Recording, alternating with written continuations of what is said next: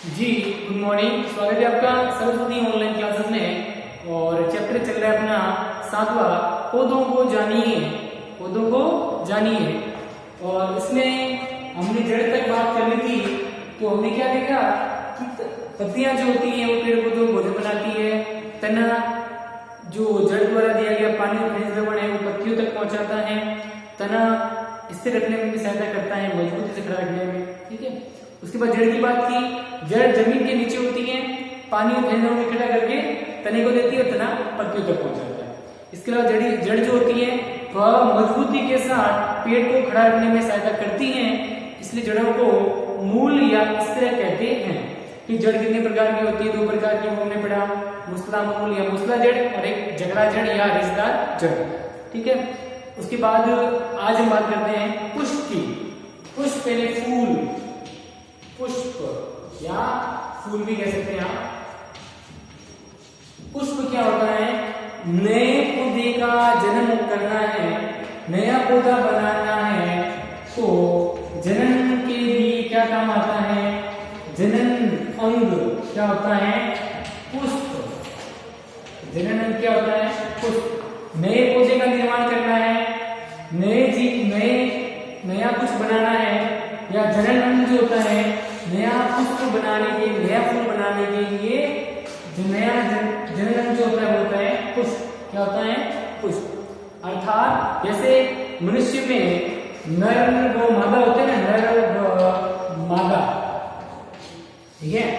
आदमी और औरत, एक बच्चे का जन्म, एक नया बच्चा पैदा करना है, उसके लिए क्या चाहिए? आदमी और औरत। उनसे तो औरत पैदा होगी, अकेला आदमी कर नहीं सकता, मेरी औरत कर नहीं सकती। ठीक है। तो जैसे नर और मादा होते हैं, ये मिलके एक नए बच्चे का जन्म करते हैं, वैसे ही पुष्प जो होता है फूल, उसमें पुंकेसर और स्त्री केसर पाए जाते हैं। पुंकेसर और स्त्री केसर। ठीक है। पुंकेसर और स्त्री केसर जो पाए जाते हैं वो दोनों किसमें पाए जाते हैं? पुष्प में। और पुष्प क्या करता है? नए पौधे को जन्म देता है। अर्थात पौधों का जनन क्या होता है? पुष्प यानी फूल। पौधों में जनन कहाँ होता है? पुष्प के अंदर होता है। तो जनन कौन सा है? पुष्प। नए पुष्प का निर्माण करना है, नए पौधे का निर्माण करना है, तो कहाँ होगा? पुष्प के अंदर होगा। तो पुष्प क्या हो गया? जनन अंग। तो अब वो पूछ ले कि पौधों में जनन अंग कौन सा होता है, तो आप कहेंगे पुष्प या फूल होता है। एक और, पौधों में भोजन बनाने का काम, तो पौधों की भोजन बनाने की फैक्ट्रिया कौन सी होती है? कहाँ बनता है भोजन? पत्तियों में। आपको पता है ना। ठीक है। तो अब हम बात करते हैं पुष्प यानी फूल की, और पुष्प की संरचना कैसी होती है इसकी बात करेंगे। आपके अंदर इतना ही है। ठीक है। चलिए, पुष्प में आप इसमें लिखना कुछ नहीं है, एक बार समझो पहले सारा। तो पौधों में जनन अंग यानी जनन का अंग, जनन का होता है पुष्प के अंदर। जनन क्या हो गया? पुष्प। ठीक है। अब बात करते हैं आगे। तो पौधों में जनन हो गया पुष्प, पुष्प में जनन होता है। अब पुष्प की संरचना कैसी होती है? ये मान लो गुलाब का फूल है। ठीक है। आपने देखा होगा कि गुलाब का फूल जो होता है उसके ऊपर लाल लाल ऐसे पंखुड़ियां होती हैं। लाल लाल बहुत सारी पंखुड़ियां होती हैं। देखना, फिर वो आप तोड़ते हो ना, तोड़ते हो पंखुड़ियों को, तोड़ते हो साइड में, और इसके ऊपर देखो हरे रंग की पत्ती का वैसा होता है इसके ऊपर ऐसे। ठीक है। और ये होता है ना गुलाब का फूल। ठीक है। ध्यान से देखना। अब ये जो ऊपर जो पाई जाती है चारों तरफ, ये क्या होती है? पंखुड़ियां। क्या होती है? पंखुड़ियां। और ये जो ऊपर हरे रंग के पत्ते टाइप की संरचना पाई जाती है, इसके देखना, फूल के ऊपर देखो, गुलाब का फूल लेना, बीच में देखो लाल लाल होती है, ऊपर लाल लाल होती है सारी, वो तो होती है पंखुड़ियां। ये लाल रंग की क्या होती है? पंखुड़ियां। और साइड में हरे रंग की पत्ती निकलती है इधर, और एक इधर इसके ऊपर आती है, वो होती है बाह्य दल। तो क्या बोलते हैं? बाह्य दल। ठीक है। तो गुलाब के फूल में जो लाल लाल कलर के ऊपर होते हैं ना, वो ऐसे चारों ओर से घिरे हुआ होता है गुलाब, लाल रंग की जो पाई जाती है पंखुड़ियां होती है चारों तरफ से, ठीक है, और इसके ऊपर पत्ती हरे रंग की पत्ती टाइप ऐसे देखो, इधर होती है इधर होती है पत्ती, वो होती है बाह्य दल। तो पंखुड़ियां ये क्या करती है, पंखुड़ियां ये पंखुड़ियां इस के अंदर जो जनन अंग है फूल, इसके अंदर जनन अंग होता है क्या, जनन अंग में भी क्या होते हैं, पुंकेसर और स्त्री केसर। पुंकेसर यानी पुरुष, पुरुष यानी आदमी नर, और स्त्री केसर मानी स्त्री औरत। अब जैसे मैंने कहा ना कि नर व मादा दो होते हैं, स्त्री और पुरुष वो मिलकर जनन करते हैं, वैसे ही फूल में भी क्या होते हैं, पुंकेसर पु यानी पुरुष, पुरुष यानी नर आदमी, पुरुष यानी आदमी, स्त्री यानी स्त्री औरत। तो पुंकेसर और स्त्री केसर ये कहाँ पाए जाते हैं, इस पंखुड़ियों के भी अंदर, यहाँ पे स्त्री केसर और पुंकेसर पाए जाते हैं। समझ आ गई बात। लाल लाल रंग की जो होती है वो चारों तरफ से घिरी हुई ऐसे फूलों की पंखुड़ियां, और ये पत्ती की संरचना होती है, इसको बोलते हैं बाह्य दल, ठीक है। अब हम बात करते हैं, जब हम इस बाह्य दल को यहाँ से तोड़ो, इस बाह्य दल को यहाँ से तोड़ दो, ये तोड़ दिया, ये तोड़ दिया, और ये फूल जो है ना उसको पंखुड़ियां, इस सबको हटा दो, पंखुड़ियों को हटा देंगे तो अंदर से देखो ऐसे निकलेंगे आपके,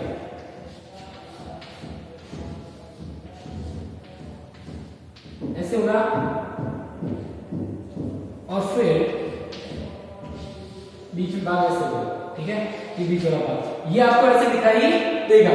तो ये जो ऊपर दिखाई देते हैं ये ऐसे देखना आप लंबी लंबे ऐसे, ठीक है, इनको बोलते हैं पुंकेसर। ये क्या है, पुंकेसर। पुंकेसर यानी क्या हो गया, ये पेड़ पौधों में क्या होते हैं, ये नर आदमी का काम करते हैं, जनन करने में सहायक होते हैं पुंकेसर। पुंकेसर के ऊपर ये होते हैं यहाँ पे परागकोश, यहाँ क्या पाया जाता है, इसे क्या बोलते हैं, परागकोश। यहाँ पर क्या पाए जाते हैं, परागकण, इसके अंदर क्या होते हैं, परागकण जो जनन में सहायक होते हैं, ठीक है। और इसको बोलते हैं तंतु, क्या बोलते हैं, तंतु कह सकते हो या तंतु भी कह सकते हो, पतला पतला आगे नहीं है। तो जब पंखुड़ियों को बाह्य दल को हटाया गया तो इसके अंदर की संरचना देखेंगे तो इसके अंदर ऐसे लंबे लंबे पाए जाते हैं, जिन्हें कहते हैं पुंकेसर। क्या कहते हैं, पुंकेसर। ये पुंकेसर जो ऊपर होता है, ये ऊपर वाला भाग, ये तो परागकोश ऐसे होगा, ऐसे ये होता है परागकोश, यहाँ परागकण पाए जाते हैं, और ये होता है तंतु, क्या होता है, तंतु। अब इसके अंदर की ये संरचना देखनी है तो क्या करेंगे, देखना इसके अंदर ये संरचना देखनी, ये पुंकेसर को हटा दो, अब इसको खोल के देखो तो आपको क्या दिखाई देगा, स्त्री केसर। इसके अंदर क्या है, स्त्री केसर, स्त्री केसर। तो स्त्री केसर कहाँ होता है पता है आपको, ये जो फूल है इसके एकदम बीच में होता है स्त्री केसर, यानी स्त्री औरत मादा। अब ये स्त्री केसर है, अब स्त्री केसर जो है उसको पुंकेसर, स्त्री केसर को देखना है तो पुंकेसर को हटा दो, अब स्त्री केसर अंदर दिखेगा आपको। अब स्त्री केसर में क्या क्या होते हैं, स्त्री केसर में होते हैं ऐसे, ये संरचना पाई जाती है स्त्री केसर में। ये ऊपर वाला भाग, ये जो भाग है ना, इसके अंदर का अंदर देखोगे तो आप काट के ये अंदर देखोगे तो आपको ये संरचना दिखाई देगी। इसको बोलते हैं वर्तिकाग्र। क्या बोलते हैं, वर्तिकाग्र, इसको बोलते हैं वर्तिकाग्र। ये बीच वाला भाग होता है वर्तिका, और इसको बोलते हैं अंडाशय। क्या बोलते हैं, अंडाशय।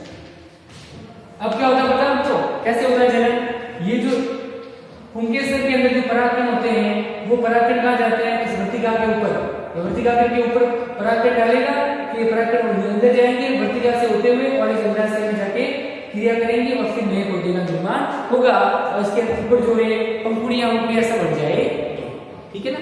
इस प्रकार नए पौधे का निर्माण होता है। आपको सीखने देना है, पुंकेसर पुरुष होते हैं, ये अंदर पाए जाते हैं इस तरीके से, जैसे ऊपर परागकोश पाया जाता है, इसको परागकोश कहते हैं, इसको पूतंतु कहते हैं। परागकोश में परागकण पाए जाते हैं, जनन में काम आते हैं। दूसरा है स्त्री केसर को देखना है, तो पुंकेसर को हटा दो। अब पुंकेसर के स्त्री केसर को देखा तो क्या पता चला, स्त्री केसर ऐसा होता है जिसके ऊपर वाला भाग जो है उसको बोलते हैं वर्तिकाग्र, ये बीच वाला भाग वर्तिका, और ये जो होता है भाग खुला हुआ भाग उसको बोलते हैं अंडाशय, ठीक है। ये होता है स्त्री केसर की संरचना। ये तो पुंकेसर की हो गई, ये पुंकेसर हो गया, ये पुंकेसर हो गया, ये पुंकेसर, ये हो गई स्त्री केसर की संरचना, ठीक है। अब इस स्त्री केसर में जो अंडाशय है इसकी संरचना देखनी हो, इसके अंदर क्या होता है, ये जो अंदर से खुला हुआ भाग है इसको ले लो आप एक बार और बीच में से काटो।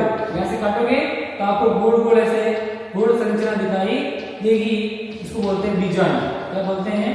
बीजांड। तो अंडा से को काटने के बाद जो अंदर संरचना गोल गोल संरचना दिखाई देती है इसको बीजांड कहते हैं।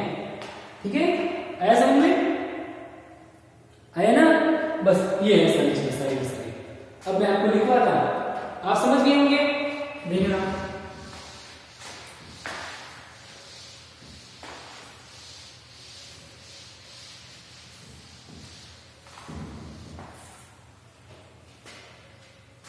आप लिखो, अब लिखो पुष्प या फूल पौधों का जनन अंग होता है। जनन क्या होता है? पौधों में नए पौधे का निर्माण या जनन क्या होता है? पुष्प के अंदर। तो पुष्प या फूल पौधों का जनन अंग है। पुष्प में निम्न संरचना पाई जाती है। पुष्प में क्या क्या पाई जाती है? निम्न संरचनाएं पाई जाती हैं। पुष्प के अंदर क्या क्या पाया जाता है? पहले देखो पंखुड़ियां पुष्प के अंदर वाले भाग को सुरक्षित रखने वाली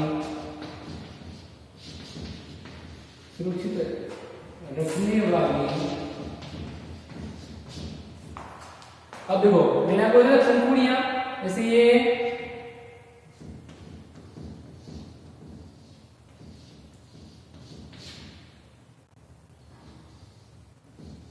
इसके अंदर लाल लाल पत्तियां होती हैं। गुलाब का फूल है, इसके अंदर ये चारों तरफ लाल लाल जो है ना पंखुड़ियां, ये पंखुड़ियां। ठीक है, ये पंखुड़ियां क्या करती है? पौधे के अंदर वाले भाग को यानी पंखे से इस तरीके से कुछ सुरक्षित रखने का काम कौन करती है? पंखुड़ियां। तो पुष्प के अंदर वाले भाग को सुरक्षित रखने वाली संरचना पंखुड़ियां कहलाती है। क्या कहलाती है? पंखुड़ियां कहलाती हैं, जो चारों ओर से पुष्प को ढककर रखती है। पुष्प को या पुष्प को लिखो, पुष्प को ढककर रखती है। ओके, अब ये जो पत्ती जैसे संरचना पाई जाती है, ये देखो बाहर ऐसे, इसको बोलते हैं बाह्य दल। क्या बोलते हैं? बाह्य दल। ठीक है, चित्र बनाना चाहो चित्र बना सकते हो, चित्र बना लेंगे अभी। ठीक है ना बेटा, चित्र बना लो। चलो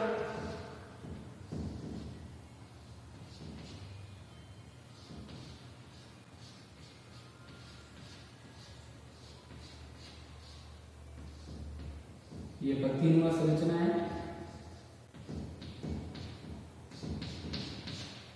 ये तो हो गई बाह्य दल। क्या हो गया? बाह्य दल। ये अंदर वाली हो गई पंखुड़ियां। पंखुड़ियां हो गई। अब इसकी परिभाषा लिख दो बाह्य दल की।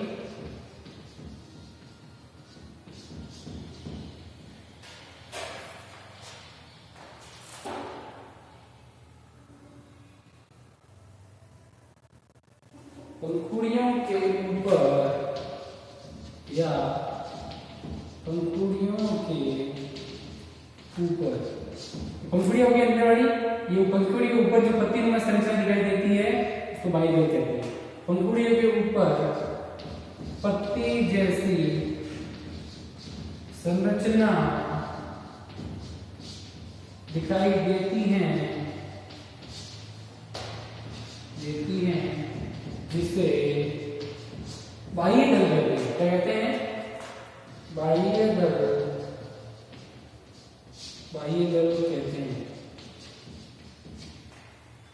फिर तीसरा लिखो पंखुड़ी आपकी बाह्य दल हो गया। अब लिखो पंख किसे कहते हैं?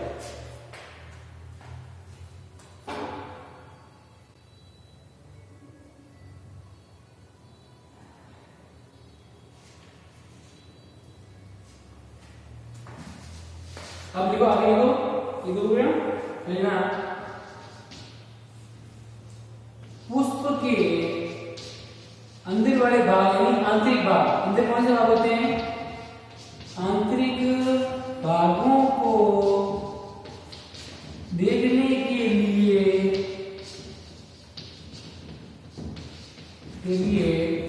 पंखुड़ियां व बाह्यदल हटा देते हैं।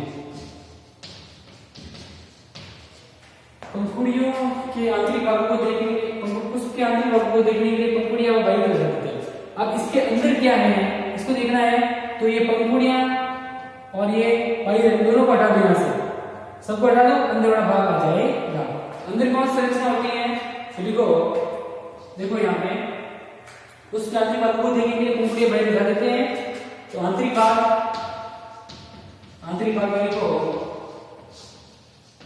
चलो स्त्री केचर के बारे में पहले लिख दो। आंतरिक भाग है, ये मुख्य जनन अंग ये पहला है स्त्री केचर। आंतरिक भाग में पहला है स्त्री केचर। कोई भी पुष्प हो उसके एकदम बीच में पाया जाने वाला भाग क्या होता है? स्त्री केचर। और ये मादा जनन अंग है या मादा अंग है। देखो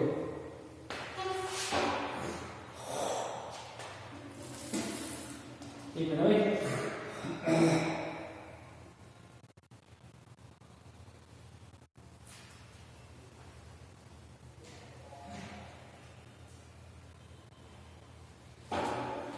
पुष्प यानी फूल, पुष्प के बीच में या बीच वाले या मध्य वाले भाग को स्त्री केचर कहते हैं।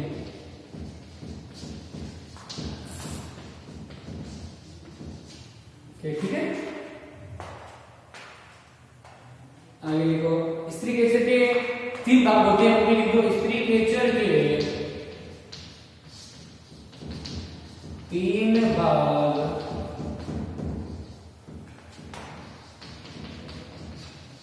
होते हैं, लिखो।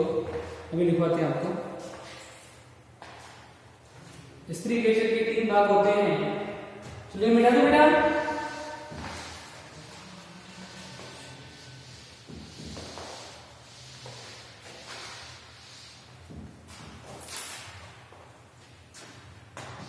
पहला लिख दो वर्तिकाग्र,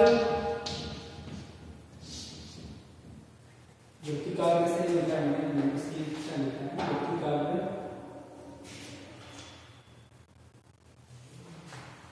वर्तिकाग्र ऐसे वर्तिकाग्र।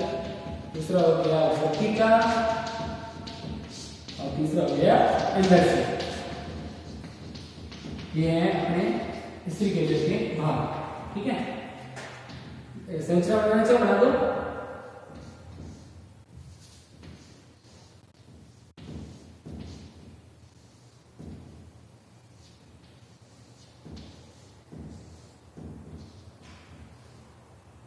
ये हो गया अंडाशय, ये हो गया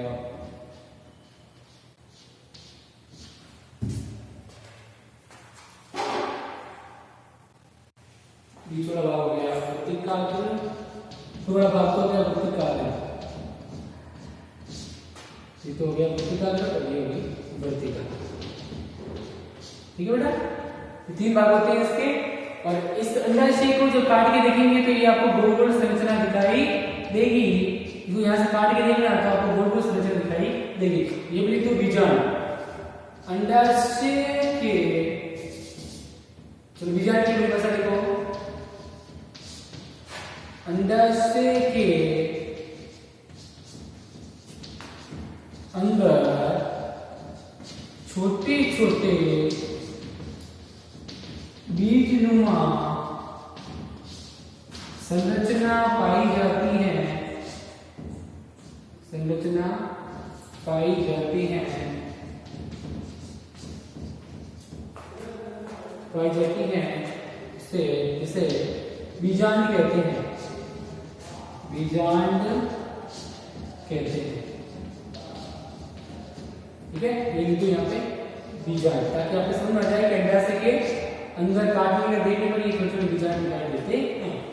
लिख दो, अंडाशय के अंदर छोटे छोटे बीजनुमा संरचना पाई जाती है। ये छोटी छोटी गोल संरचना है, गोल गोल छोटी छोटी गोल संरचनाएं पाई जाती हैं, जिसे बीजांड कहते हैं।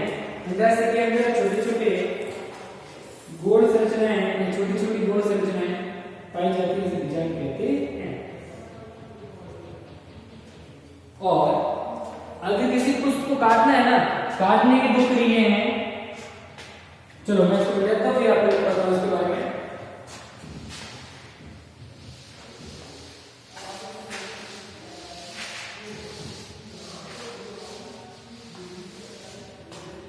देखना बीजांड हो गया। अब पुंकेसर के बारे में बताओ, पुंकेसर।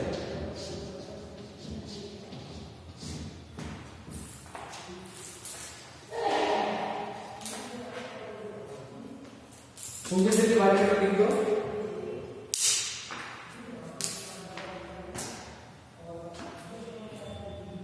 पुंकेसर, पुंकेसर के दो भाग होते हैं। पुंकेसर के दो भाग होते हैं। पहला परागकोश, दूसरा होता है तंतु या कुतंतु भी कहते हैं इसको, तंतु या कुतंतु भी कहते हैं। कुतंतु क्योंकि पुंकेसर का तंतु इसलिए कुतंतु। तो इसकी संरचना बना लो।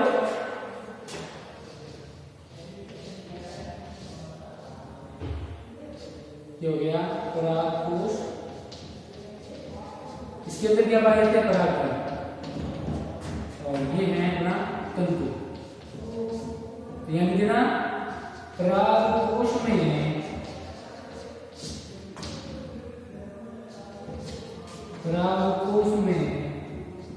परागकण पाए जाते हैं,